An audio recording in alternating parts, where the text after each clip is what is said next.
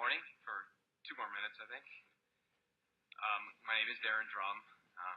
Very happy to be here. I want to thank you all for the service you're providing to the residents of Connecticut. It's really important. I particularly want to thank the governor and Commissioner Pat Reamer for collaborating to make sure someone with lived experience is on the panel. That means a lot to us. I personally, and on my behalf and many others, want to thank Kathy Flaherty for setting up and self-disclosing and being here for us. It means an incredible amount to us. I am the Executive Director of Advocacy Unlimited. Our organization does two main things.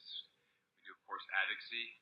We look at issues through a human rights lens. We look at human rights violations. We look to change the mental health system and do what we can to make things better in Connecticut. And we do that in a lot of ways.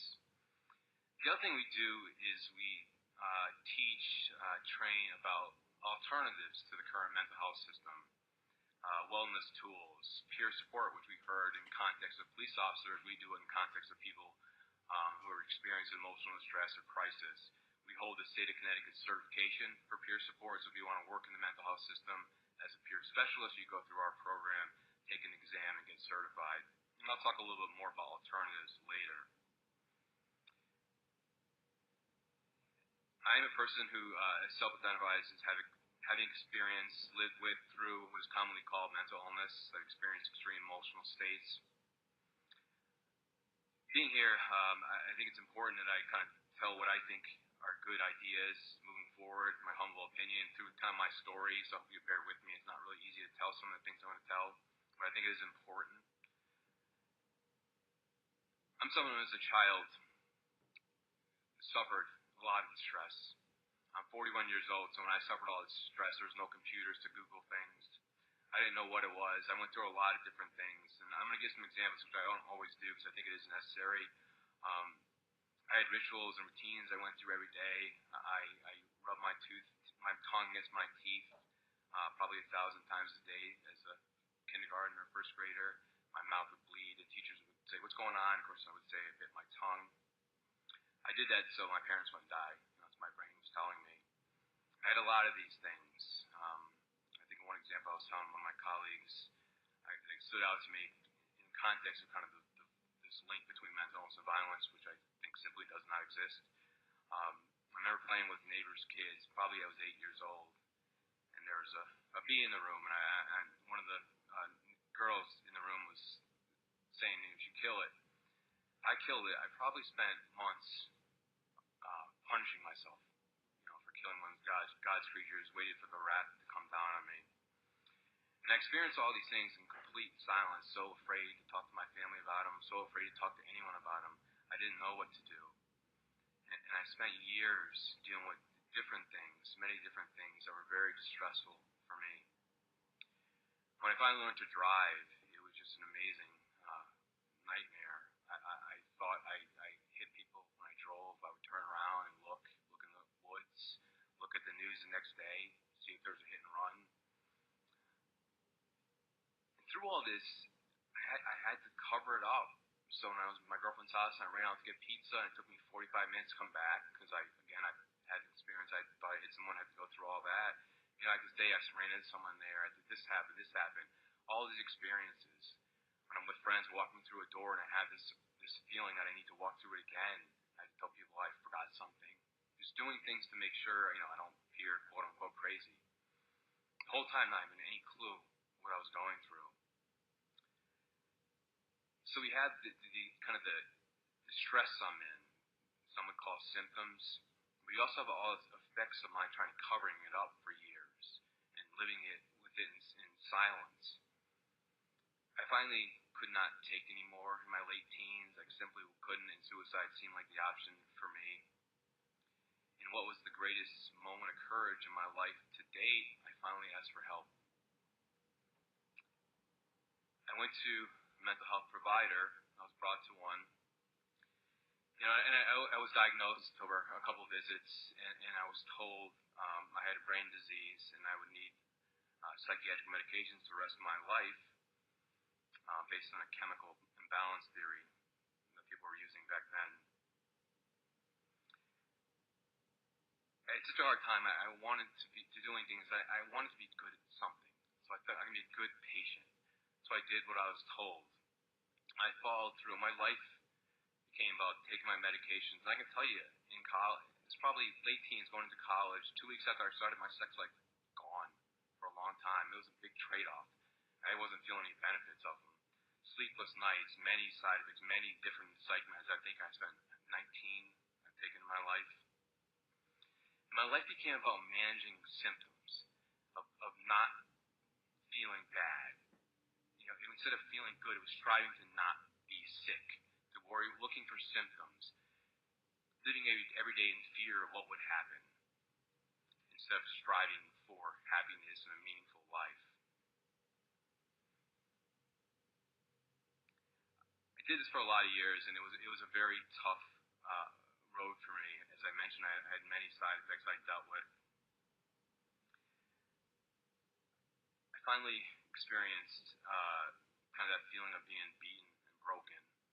It wasn't happening for me. It was too hard for me. My experience was just too hard. And by the way, my diagnosis went from 1 to 2 to 3 over this time. And I basically gave up. I gave up and thought maybe I could just go off and kind of do my own thing. And I found some peace in places I shouldn't have found them, like Mohegan Sun, places like that, bars.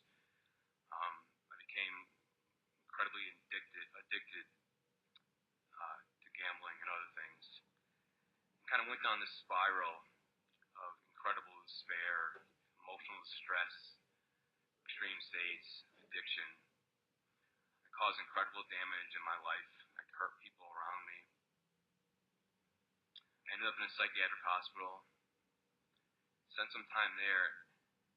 Got out of there just thinking that suicide was the only option. My life was over. Ended up in a rehabilitation facility that worked on co-occurring disorders. I use kind of air quotes. I don't really like labels. But dealing with emotional stress and addiction. And I got there, and I remember the first day, and I was just, again, so beaten, so broken. It didn't feel like any reason to live. I didn't think I should because I had hurt people. So first day, someone came to me and said, "Are you ready to start your life over?" And I said, "Well, I can't. I did these things. I have this brain disease, and just my life is over. I'm just waiting to die." And he said to me, "You see the scar on my shoulder?" I said, "Yeah." He said, "That's where I was tackled by a police officer and got cut when I was robbing a bank." He said, "See the scar on my head?" He said, "That's where I shot myself in the head when I thought I had no reason to live anymore." He said, "You see these pictures? This is my new family. This is my house. This is in Florida. His house is near the beach." He told me his life he had now, which sounded incredible. And he said, "I'm going to tell you how I did it." And he started to share his story with me. And from that time, over the next few years, so many other people came to me and told me things that could really help me. Tools. And mental health professionals, people have been through comparable experiences. A host of people came to me. I listened and I learned. But the first thing I need to learn, I need to understand this is my life, my body, my choices, and I have to be responsible and to be accountable for my life. If I was going to change, I was going to take this very seriously and know that I would have to do everything I had to be well. I learned the power of nutrition both ways. To feel good, to be well, also to be really not well. GMOs, gluten, processed sugar, alcohol, what they do to our systems, our bodies, particularly people that experience extreme states like myself. I learned that through the years of covering up my emotional distress and covering up my addictions, I'd become very manipulative, very controlling. Didn't know that. I had to learn in time that I do a lot of things to get better. I become very defensive and deflected things, and I had to learn to work through all those things. And it was very hard, and there's things I'm still working on and will always work on. I learned that it's okay to be emotive. It's okay to have bad days. I got to where I am, and I know so many of my friends who've gone through the same feeling where if you feel anxious, you feel not well, you think you need to go do something about it. Go take a pill, take a drink. Learn to just be okay with having a bad day, to know that tomorrow will be better. And it's a really powerful thing for me to understand. I learned that, I can believe in myself because I had no self-esteem for so many years. I went to school, college, law school, 19 years. I don't think I ever raised my hand. I don't think I ever voluntarily participated in anything. Now, 19 years away, I got credit for it. It took a lot longer with all the stuff I was going through, but now I'm here speaking in front of you. I speak all over. I spoke in 7 states. I was asked to speak in London, and I couldn't even raise my hand in a class of 10 people. All through the things, the wellness tools I've worked through and incorporated into my life, structuring my life. My day is very intentional. I do the same things every day. I wake up, I pray, I meditate, I do yoga. I do the same things I do every day. I need to do that to be well for me. Do I think what I do would work for everyone? Of course I don't. But other people shouldn't assume what they're talking about will work for me either. My friend Will Hall, who presents a program, wrote a book on how to come off psychiatric medications. He's done really well. He's asked by the American Psychiatric Association to present a couple of months ago. He's gotten really good response and follow-up meetings with them. He talks about the mental health system as a big toolbox. Except when you open it up, there's just hammer after hammer after hammer. It's time we get some new tools in that toolbox.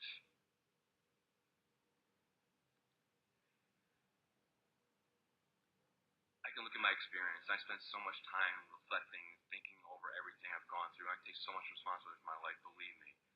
But there's things that I dealt with that could have been better. When I reached out to help for people, I paid for help. It should have been better. So I spend a lot of time thinking, what can I do better? What can my agency do better based on my experience, based on the 11 folks I work with who also self-identify with comparable experiences to mine. We've come up with a lot of different things. And one thing I think we had to address early is a psychiatrist friend of mine who's written many books. Him and I had a long conversation. I talked about a lot of things that worked for me. And he agrees, those are great things. But he said if you take 100 of his patients, maybe one would do them. And he's got to help people. So this is kind of the way it is, the way he does things. And I thought about that, and I understand that. I do. Because I know this country is about quick fixes. So if you go in, you're in stress, and someone says, take this bottle of pills or do this whole program, I understand what most people are going to pick. So we worked on things in our wellness class, things like transformative habits, how to slowly add things to your life. We have people on our staff who started walking in place, running from like here to the wall. She's now a marathon runner. We have, how do you incorporate these things? I started meditating a minute a day. That's all I could do. And I incorporated these things over time.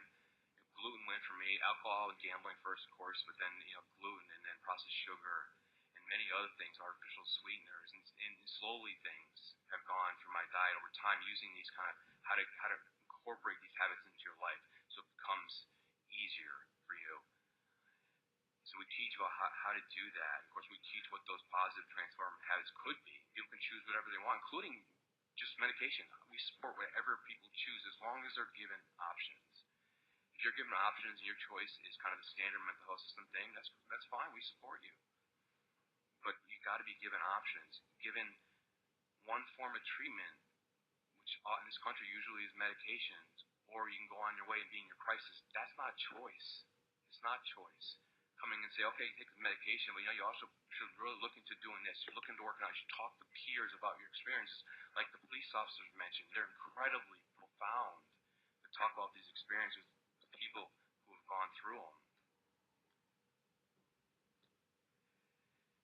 Now, I know my experience when I went through, but we have to be honest. The empirical outcomes of mental health system in this country are tragic. 2006, medical directors did a study that showed that people accessing public mental health services are dying 25 years younger. Social Security disability is adding 850 people a day for mental health issues. And everything I say, I have stats that are off. If any of you want, just let me know. And again, these studies aren't ours. They're done by mental health providers. They're done by other agencies, Ivy League schools. Nothing, our movement, we don't have any money. They're not our studies. 16,000 kids were on Social Security disability for mental health reasons in 1987. It's over 600,000 right now. Now, do I think mental health experiences are real? Of course I do. I told you about my child. They're incredibly real. If I don't live the life I'm living, I know what's in store for me. I understand that extreme states can cause incredible suffering. But I also know the human brain is amazing how it manifests itself and kind of believes what you tell it or what people tell you. So when people tell you you're broken, and you're probably going to be on Social Security disability for the rest of your life, they tell you you should lower your expectations in life, we tend to believe it. We start to think that way. That's why the self-responsibility thing was so big for me, because you almost get to a point where it's like, well, something you don't want to do, I'm too sick to do that, I have mental illness. Man, that's dangerous. We don't want to do that. We got to empower ourselves and folks that are going through this. People I work with, you heard some of my story. People on Social Security disability were over 100 pounds overweight, considered themselves quote-unquote mental patients, who are now doing amazing things with their lives. They've changed everything. I always ask a lot of questions to kind of learn and grow as a person and grow in my role. And one thing that's been really clear to me, now my experiences, I don't remember. I don't know if my experiences are genetic. I don't know. I don't think anyone knows. I don't remember not having some difficulties. So I've been asking a lot of people to kind of look into that, just based on talking to people. There's a lot of people that are quote unquote considered mental patients or self-identify that way, who were just an example I give often. A woman who has a very healthy, meaningful life and on all accounts, whose beloved husband dies, and seeks help from her doctor. 75% of psych meds are prescribed by family physicians. And is given antidepressants. A month later, very sad, her husband died. Is given more. Can't sleep, is given Ambien. 8 years later, 80 pounds overweight, has diabetes, now considers herself a mental patient. There's no biological basis there. There's no chemical imbalance there. And this is so common. So when you act, I hope you will come from a wonderful understanding, not a fear. What you're doing, what you recommend, what they do here is not going to impact Adam Lanza. He's dead. It's going to impact thousands of millions of people. People that are lawyers and doctors and judges and kids. You know, that don't need to experience this, don't need to be labeled and hurt, need to be embraced. We talked about crisis, how to deal with people in crisis. It's so important, how to just be with them and let them be in crisis. Crisis is often the window to incredible opportunity in people when their true potential comes out, which is what happened to me. People asking for suicide is a very important thing. Someone tells you they feel like killing themselves. They're saying they can't take their experience or they want to change. That's powerful. You shouldn't be looking down at that. How we address suicide needs to change in this country. And we talk about evidence-based. I think I've heard at least twice today. There's probably 8 people with me. I was supposed to testify on April 12th. I would have packed this room, but 2 days notice and some things the last 2 days. That are the evidence. Folks have been labeled with many different diagnoses that are working incredible jobs, doing incredible things, sitting to my right. And that's the evidence that this stuff works.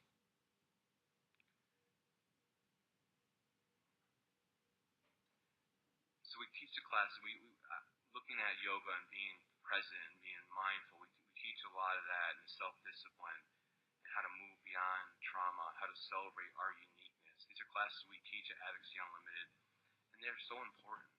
We teach them in a very peaceful way. Like I'm an advocate and an activist, and I have kind of a different tone maybe to my voice depending where I am. Some people here know. Dr. Griffith knows. We were on a panel together recently. But when we teach these, it's all about celebrating who you are. I don't tell people to come off medications. I had something to help me. It's not about that. This is not anti.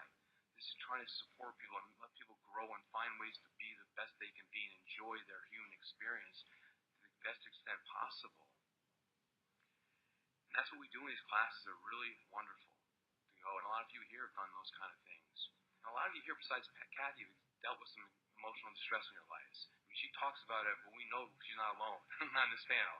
She's not. Anxiety, stress, depression, sadness. I mean, that's a lot of us. Now, do some of us go to extremes and need some tools? Yes, of course. And there's a lot of things available. It can't just be one. I've been to every provider, I think, in this state, and I talk to people. There's some great people working at every one of them. But it's always about medication. At most places, there are some options here and there, but usually it's about, first and foremost, medication. Let's look at beyond that. And if it's just medication, we've got to have many other things. It's not enough. Parents call me and say,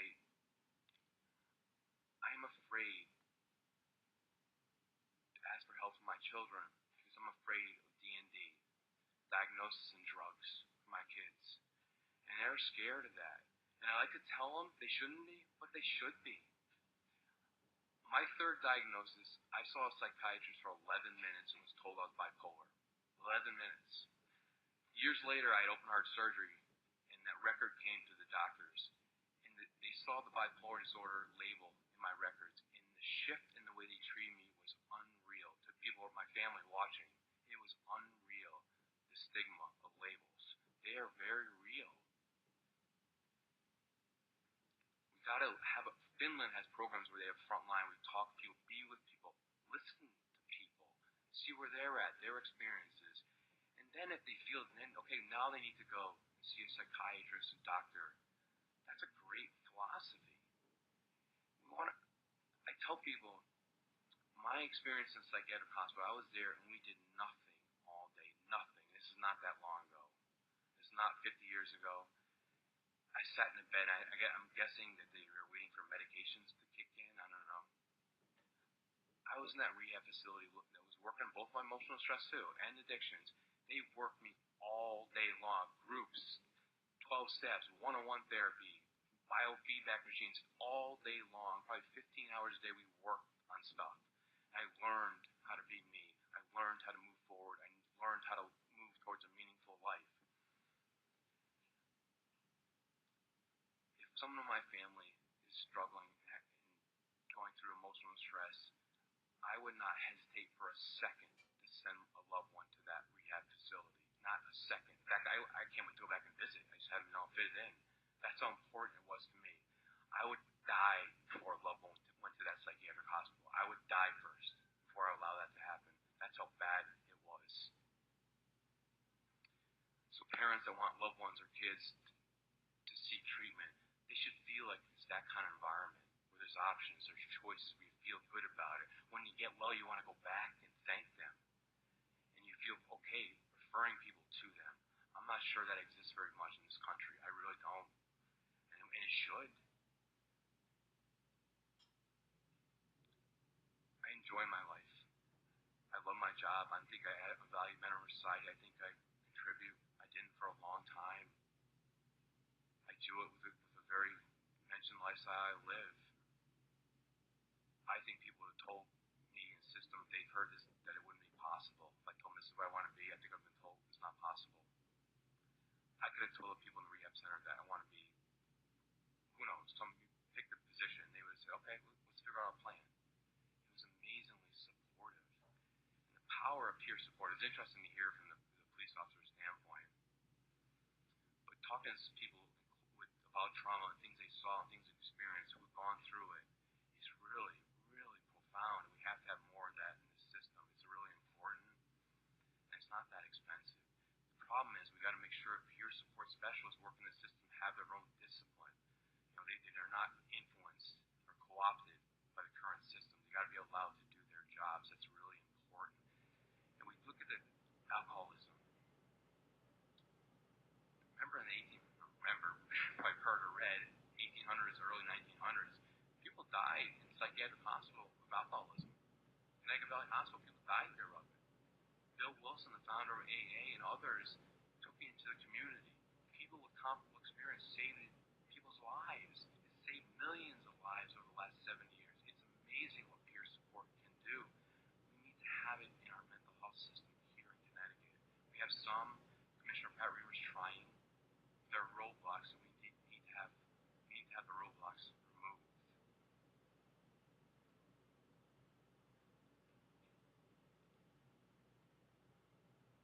And I know it's lunchtime. People want to go, so that. really important to me that we look at other options. You know, the word treatment is very misleading in this country. It often means just drugs.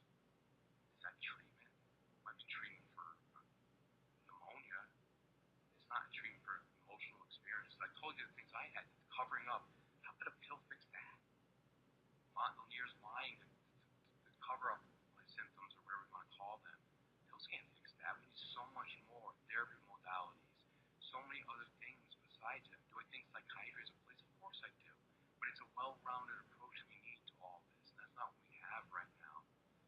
We need more than what we have. We need to do better as a country. We do. Thank you, everyone. Thank you for your testimony, Mr. Drumm. Questions from the panel? Ms. Flaherty. This is really more a comment than a question, and I'd like to thank Deron for coming and sharing his story, and really everybody who came this morning, and for those members of not the mental health group that helped put together all these upcoming weeks on mental health. Just want to let folks know, if it was not abundantly clear by the presenters this morning, that really the purpose of this morning's discussion was a presentation on mental health by people with lived experience in order to increase understanding of the experience of people living with mental illness and their family members, and what it's like to experience discrimination, some of the education programs that are available to combat stigma, and what are some of the particular issues faced by families, the barriers that can lead people to choose not to engage with services, challenges involved with raising children with special needs, and really, more importantly, the ways the community can come together and effectively interact with a person living with a mental health issue. And I'd really just like to thank Deron especially, and the folks from the police department too. I'm glad we were able to talk about peer support for our first responders, but really talking a lot about the importance of peer support for people living with mental health issues. As Deron knows, it's something I'm involved in too, so thanks.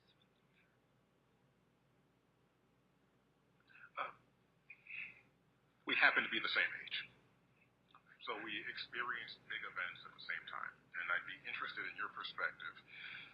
In Columbine, an analysis of the police response to Columbine changed the way that police officers respond to an active shooter in a way that has saved lives. Have you seen any significant enhancements based upon any tragedies, big or small? And B, you mentioned the Finnish intake model. You mentioned the incorporation of transformative habits into a treatment module. If there was one specific, if you read our crime report and said, "Aha, they got that right," what would it be? Well, you know, you're mentioning about the Columbine and other tragedies. I mean, quickly my brain's saying no, but that wouldn't be fair. I think a lot of the trauma things, I think Dr. Schwartz talked about vicarious trauma, I think we've gotten better in that arena. I do. The one thing is peer support. It really is peer support. People with comparable experiences coming in and helping others. Let me tell you, in our class, we have people with PhDs that feel they want to do it this way. They don't want the clinical rules. They want to be able to talk to people on that human one-to-one level. And they want to be able to disclose, first and foremost. So we have people that were attorneys. We have all kinds of walks of life. So much diversity in our courses. People that know how important this is. Now they don't all want to work in the system, but they want to learn these skills so they can help people in the community. And so I think the peer support piece is incredibly important. Sure. Anything else? Ms. Forster? Thank you so much for sharing your story. You know, our clinic was started by a man who was locked up in CDH for many years, and when he came out, he wrote a book, and despite living with mental illness, actually, spent the rest of his life trying to advocate for the study and try to change the world's approach in addressing stigma. I think the thing that I heard the most from you, and I heard all this morning, was the incredible value of community. You know, your work on peer-to-peer support, Mom with NAMI, and finding other mothers who had this experience. And I wonder, how do you think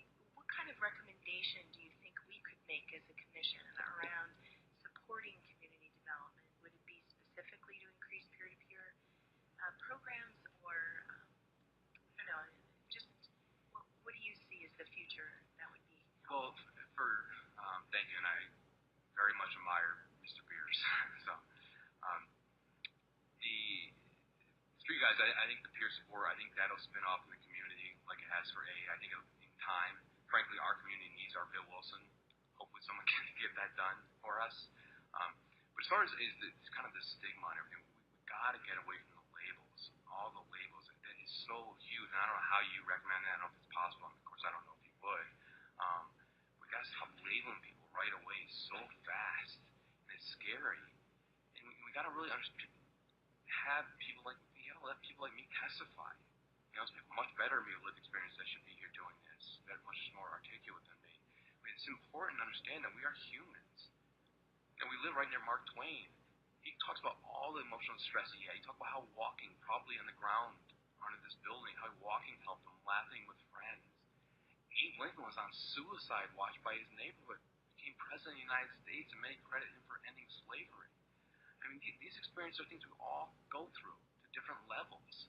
We can't have these quotes, the mentally ill in newspapers, the deranged people, because it's all of us. It is. We all experience things. If we haven't experienced extremes, we could. I told you the example with the trauma. It could happen to anyone this afternoon, God forbid, and then you're experiencing it. So getting away from the labels and the name calling. It's scary to me. I know as a group, people that are willing to disclose, like Kathy and myself, we're not a group with a lot of money. We don't have a national organization that talks for us. We don't have those things yet. So it's easy to blame us. It's easy for big organizations like the NRA to say, well, it's that, or anyone. It's also easy to have panels like this, like the one Congress had in D.C. a couple weeks ago, and not invite any of us. E4, Tory, and others talked about what's best for us, and no one thought to invite one of us. If you did that for any other group of people, you would get international pressure against you. You'd have people protesting outside. You have a panel and talk about gun control without the NRA here, see what happens. But yet doing it without our voice here is so common. We fought for probably a month and a half at Advocacy Unlimited to get our voice in the paper. And Current came through and others followed. Because people are saying what's best for us. Radio shows have CEOs of providers and from DMIS. And not that their ideas aren't valuable. Not that I disagree with everything. But why wouldn't you have us there? And family members coming in and talking about their kids. Pick the ones to see how great their kids are doing. Bring them in. These are adults. Let them tell everyone how well they're doing, how great their experience has been. Our voice needs to be heard.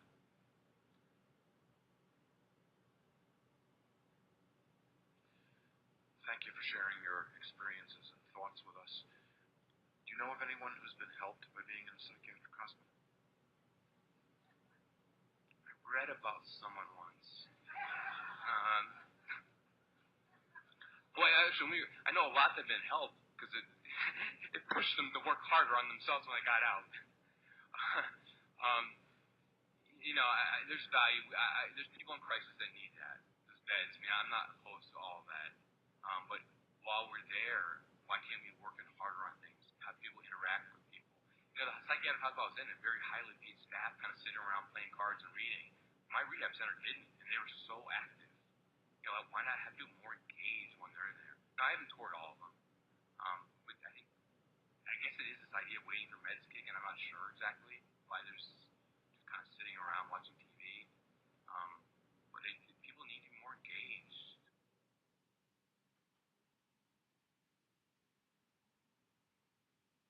Anything else? Okay. Mr. Drumm, thank you for your